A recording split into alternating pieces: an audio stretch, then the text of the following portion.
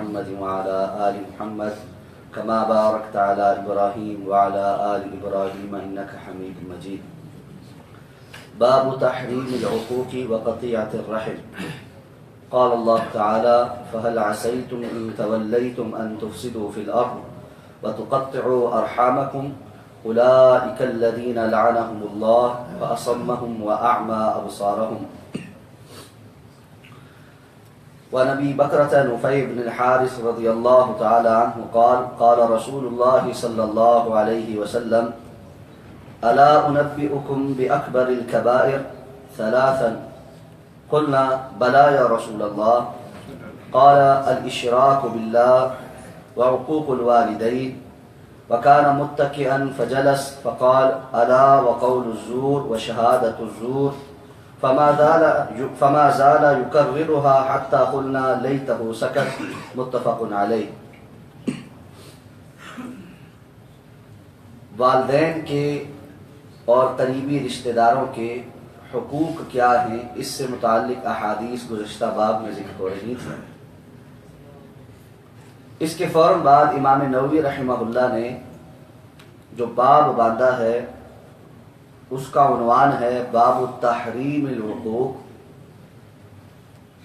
اس بات کا بیان کہ والدین کی نافرمانی حرام ہے، وقطیعۃ الرحم، اور اس بات کا بیان کہ رشتہ داری کو کاٹنا، توڑ ڈالنا حرام ہے. تو اپنی عادت کے مطابق امام نووی رحمہ اللہ نے ابتدا میں کچھ آیات ذکر کی ہیں، جس میں سے سورہ محمد کی ایک آیت جو ہے وہ ہم نے آپ کے سامنے تلاوت کی ہے. اللہ تعالیٰ نے ارشاد فرمایا: فَهَلْ عَسَيْتُمْ إِن تَوَلَّيْتُمْ أَن تُفْسِدُوا فِي الْأَرْضِ وَتُقَطِّعُوا أَرْحَامَكُمْ. تو بس کیا اب تم قریب پہنچ چکے ہو کہ اگر تمہیں زمین میں ولایت دی جائے، حکومت دی جائے، کہ تم اس میں نتیجتاً فساد کرو گے اور رشتہ داری کو کاٹ ڈالو گے. تو جو لوگ ایسا کریں، یعنی اختیار ملنے، حکومت ملنے کے بعد زمین میں فساد پھیلائیں اور رشتہ داری کو کاٹ ڈالیں، اولئک الذین لعنہم اللہ، یہ وہ لوگ ہیں جن کو اللہ رب العزت نے لعنتی قرار دیا ہے، اللہ کی ان پر لعنت ہے. فَأَصَمَّهُمْ وَأَعْمَى أَبْصَارَهُمْ، اور اللہ تعالیٰ نے انہیں بہرا اور اندھا کر دیا ہے اور ان کی آنکھوں کی بصارت کو غائب کر دیا ہے. حضرت ابی بکرہ نفیع بن حارث رضی اللہ تعالیٰ عنہ بیان کرتے ہیں کہ رسول اللہ صلی اللہ علیہ وسلم نے فرمایا: الا انبئکم باکبر الکبائر، کیا میں تمہیں کبیرہ گناہوں میں بھی جو زیادہ بڑے کبیرہ گناہ ہیں ان کے متعلق خبردار نہ کروں؟ اور آپ نے یہ جملہ 3 مرتبہ دہرایا کہ کیا میں تمہیں بڑے کبیرہ گناہوں کے متعلق خبردار نہ کروں؟ صحابہ نے فرمایا: بلا یا رسول اللہ، اللہ کے رسول کیوں نہیں، آپ ضرور ہمیں بتائیے. آپ نے فرمایا: سب سے بڑا کبیرہ گناہ یہ ہے الاشراک باللہ، اللہ کے ساتھ شریک ٹھہرانا. دوسرا آپ نے فرمایا: وعقوق الوالدین، والدین کی نافرمانی کرنا.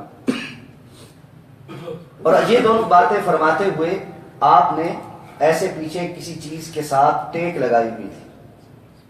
تیسری بات ارشاد فرمانے سے پہلے آپ صلی اللہ علیہ وسلم نے وہ ٹیک چھوڑ دی، سیدھے ہو کر تشریف فرما ہوئے. فجلس، اور بیٹھنے کے بعد آپ نے فرمایا: الا وقول الزور وشہادت الزور، خبردار جھوٹی بات اور جھوٹی گواہی. یہ تیسرا کبیرہ گناہوں میں بھی سب سے بڑا کبیرہ گناہ ہے.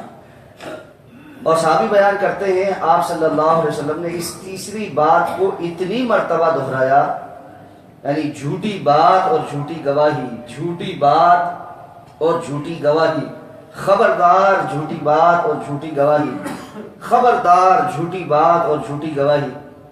صحابی کہتے ہیں آپ نے اتنی مرتبہ دہرایا کہ ہم نے کہا کہ کاش آپ اب اس کے متعلق ہمیں تنبیہ کرنا بند کر دیں، ہم اس قدر ڈر گئے۔ حدیث مبارکہ کو یہاں پر بیان کر کے، آیات مبارکہ کو بیان کر کے جو باتیں سمجھائی گئی ہیں، سب سے پہلے تو باب سے متعلق جو بات ہے وہ یہ ہے کہ زمین میں فساد کرنا، رشتہ داری کو کاٹنا، یہ اللہ کی لعنت کا موجب عمل ہے۔ دنیا میں بعض لوگ ایسے ہیں کہ جنہیں جب اختیار مل جائے تو وہ اس اختیار کو اچھے کاموں کے لیے استعمال کرنے کے بجائے ناجائز اور حرام کاموں پر استعمال کرتے ہیں۔ لوگوں میں پھوٹ ڈلوانا، فساد کروانا، اور خصوصاً تاریخ کا مطالعہ کریں اور آج کے دور میں بھی دیکھیں تو بڑے بڑے بادشاہوں نے اپنے قریبی رشتہ داروں کو پے در پے قتل کروا دیا، صرف اپنی حکمرانی کو قائم رکھنے کے لیے۔ اور آج کے دور میں بھی بہت سے ایسے ڈرامے کیے جاتے ہیں جس میں عوام فساد کے اندر بھی مبتلا ہوتے ہیں اور قتل و غارت گری میں بھی مبتلا ہو جاتے ہیں، اور کتنی ہی قیمتی جانیں ضائع ہو جاتی ہیں، اور پیچھے مقصد کیا ہوتا ہے؟ اپنی حکومت کو مضبوط کر لینا۔ اللہ نے فرمایا جو اس قسم کے کام کرے یہ سب اللہ کی طرف سے لعنت کے مستحق۔ اور اسی طرح حدیث مبارکہ بڑی واضح ہے، کبیرہ گناہوں میں بھی بڑے کبیرہ گناہ، سب سے بڑا کبیرہ گناہ معلوم ہے شرک ہے۔ اللہ کے ساتھ کسی کو شریک ٹھہرانا، یہ وہ گناہ ہے اگر انسان اس گناہ کو کرتا کرتا مر گیا اور معافی نہ مانگی تو اللہ تعالیٰ نے مرنے کے بعد پھر معاف نہیں کرنا، ہمیشہ ہمیشہ کی جہنم ہے۔ وہ گناہ جن پر کبھی بھی معافی نہیں، ان میں سے سر فہرست گناہ یہ شرک ہے۔ اللہ رب العزت کو اس بات پر بہت زیادہ غیرت آتی ہے کہ اللہ کا کوئی بندہ، اللہ کی کوئی مخلوق، اللہ کی ہی کسی دوسری مخلوق کو اللہ کے مقابل شریک ٹھہرانا شروع کر دے۔ اور اسلام کا بنیادی پیغام ہی توحید ہے۔ تمام انبیاء جو بات سکھانے آئے تھے وہ یہی تھی کہ لوگوں کو اللہ تعالیٰ کا حقیقی تعارف کروا دیں اور ان کی زندگی میں سے شرک کو اکھاڑ پھینکیں۔ رسول اللہ صلی اللہ علیہ وسلم نے اپنی نبوت کے 23 سالہ دور میں 13 سال صحابہ کرام پر صرف اور صرف ان کے عقیدے کو ٹھیک کرنے کی محنت کی ہے۔ مکہ کے جو 13 سال ہیں وہ صرف اور صرف عقیدہ توحید اور رسالت، آخرت، ان کانسیپٹس کو مضبوط کرنے میں اللہ کے رسول صلی اللہ علیہ وسلم نے صرف کیے ہیں۔ اور پھر مدنی زندگی جو ہے، ہجرت کے بعد کی زندگی جو ہے، زیادہ تر عبادات اور معاملات سے متعلق احکامات مدنی زندگی میں نازل ہوئے۔ یہی وجہ آپ دیکھتے ہیں قرآن مجید میں مکی اور مدنی صورتوں کا جو فرق ہے اس میں موضوعات میں بھی فرق ہے۔ مکی صورتیں عقائد کی اصلاح اور مشرکین کے جو باطل عقیدے تھے ان کے بطلان پر تمام دلائل دیتی ہیں، اور مدنی صورتیں عبادات اور معاملات سے متعلق احکامات، وراثت سے متعلق احکامات، معاملات کرتے ہوئے، لین دین کرتے ہوئے لکھنا کیسے ہے، قتال کیا ہے، معاشرت کیا ہے، عورتوں سے متعلق احکامات کیا ہیں، اس قسم کی جتنے احکامات ہیں انسانوں کی ضرورت کے، مدنی صورتیں ان کو مخاطب کرتی۔ تو 23 میں سے 13 سال رسول اللہ صلی اللہ علیہ وسلم کی محنت خالصتاً اس پر ہے، اور مدینہ کی زندگی کے 10 سال بھی یقیناً اس پر تو محنت جاری ہی ہے۔ تو اس لیے اس کی اہمیت کو سمجھ لیجیے۔ دوسری بات، دوسرا کبیرہ گناہ والدین کی نافرمانی، یہ اس قدر بڑی گستاخی اور کوتاہی ہے کہ رسول اللہ صلی اللہ علیہ وسلم نبی رحمت ہونے کے باوجود اپنے والدین کے نافرمان شخص کے لیے بد دعا کرتے، اور بد دعا بھی چھوٹی نہیں ہے۔ جبریل کہتے ہیں اللہ اس کو ساری زندگی کے لیے اپنی رحمت سے دور فرما دے، ایسے شخص کی ناک خاک آلود ہو جائے، وہ تباہ اور برباد ہو جائے جو اپنی زندگی میں اپنے والدین کو یا ان میں سے کسی ایک کو بڑھاپے میں پائے اور ان کی خدمت کر کے جنت نہ حاصل کرے۔ اور رسول اللہ صلی اللہ علیہ وسلم اس پر آمین سب کر رہے ہیں، اللہ قبول فرما اسی طرح۔ اور تیسری بات جس کو ہم کچھ سمجھتے ہی نہیں، وہ ہے جھوٹی بات اور جھوٹی گواہی۔ ہمارے معاشرے میں یہ آخری دو باتیں، بلکہ اب تو تینوں ہی کہنی چاہیے، اس قدر تیزی کے ساتھ بڑھ گئی ہیں کہ آپ جتنا مرضی زور لگا لیں، لوگ کہتے ہیں اس کے بغیر ممکن نہیں۔ آپ لوگوں کی شرک کی قباحت بتائیں تو ایسی باتیں گھڑ کر ان کے ذہن میں ڈال دی گئی ہیں کہ امت مسلمہ تو مشرک ہو ہی نہیں سکتی۔ رسول اللہ صلی اللہ علیہ وسلم کی وہ حدیث مبارکہ جس میں آپ نے صحابہ کرام کو مخاطب کر کے کہا تھا کہ مجھے تمہارے لیے شرک کا ڈر نہیں ہے، ہاں اس بات کا ڈر ضرور ہے کہ دنیا تم پر وسیع ہو جائے گی، اموال آ جائیں گے، فتوحات ہوں گی، تو اس کے فتنے میں کہیں تم مبتلا نہ ہو جاؤ۔ یہ صحابہ سے مخاطب ہو کر کہا تھا، اور بعض ناعاقبت اندیش اس حدیث مبارکہ کو صحابہ کے بجائے باقی امت پر منطبق کرتے ہیں کہ جس نے کلمہ پڑھ لیا وہ کبھی شرک نہیں کر سکتا، جبکہ قرآن کیا کہتا ہے؟ وَمَا يُؤْمِنُ أَكْثَرُهُمْ بِاللَّهِ إِلَّا وَهُمْ مُشْرِكُونَ۔ اللہ پر ایمان رکھنے والی اکثریت لوگوں کی ایمان نہیں رکھتی، وہ مشرک ایمان کا دعویٰ ہے لیکن ساتھ ساتھ شرک کرنے والا۔ اور رسول اللہ صلی اللہ علیہ وسلم کی متعدد احادیث اس بات کو سمجھاتی ہیں کہ امت میں شرک کی بیماری پیدا ہوگی۔ اب آپ ان کو سمجھائیں کہ یہ شرک ہے، وہ آگے سے کہتے ہیں نہیں جی شرک تو ہے ہی نہیں۔ اسی طرح آپ سمجھائیں والدین کی خدمت کریں تو کہتے ہیں آج کل کے والدین اس قابل نہیں ہیں، نعوذ باللہ من ذالک۔ اور اسی طرح جھوٹ کے متعلق بات بتائیں تو یہ بات تو عام ہے، اور جی آج کل تو جھوٹ کے بغیر گزارا ہی نہیں ہے، کام کاروبار تو ہو ہی نہیں سکتا۔ اس کا مطلب یہ ہے کوئی یہ کہنا چاہتا ہے نعوذ باللہ کہ شریعت جو ہے وہ آج کے دور میں قابل عمل نہیں ہے۔ ہم کمی اور کوتاہی کا شکار ضرور ہیں، شریعت مکمل، اور اگر کوئی شریعت پر یہ اتہام لگاتا ہے تو یہ اس کا جھوٹ ہے۔ جھوٹ کے بغیر گزارا ہو سکتا ہے، سچ بول کر تو دیکھیے۔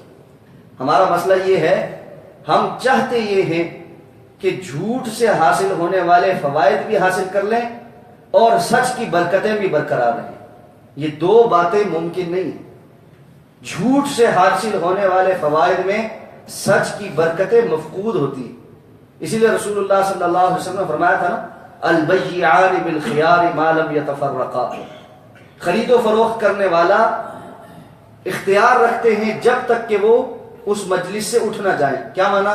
جب تک مجلس برقرار ہے، چاہے سودا ہو بھی جائے وہ سودا کینسل کیا جا سکتا، 100% سودا ہو جائے، پیسے دے بھی دیے، دوسرے نے وصول بھی کر لیے، ابھی اٹھ کر مجلس برخاست نہیں ہوئی، جب تک مجلس موجود ہے یہ خریدنے والا کہہ سکتا ہے یار اب میرا موڈ بدل گیا، اب میں نے نہیں لینی، اور بیچنے والے کو اس کو پیسے واپس کرنے ہوں۔ اور پھر آپ نے فرمایا اس بینا، اگر یہ دونوں اپنے اپنے مال اور اپنے اپنے سودے کے متعلق ساری بات بیان کر دیں، وصدقا، اور سچ بولیں، بورک لہما فی بیعہما، اللہ کی طرف سے ان کی اس خرید و فروخت میں برکت ہو جاتی ہے۔ وَإِن كَذَبَا وَكَتَمَا مُحِقَتْ بَرَكَتُ بَيْعِهِمَا، اور اگر یہ دونوں جھوٹ بولیں اور ایک دوسرے سے اپنے اپنے معاملے کا عیب چھپا لیں، محقت برکت بیہما، ان کی اس خرید و فروخت کی برکت ختم ہو جاتی ہے۔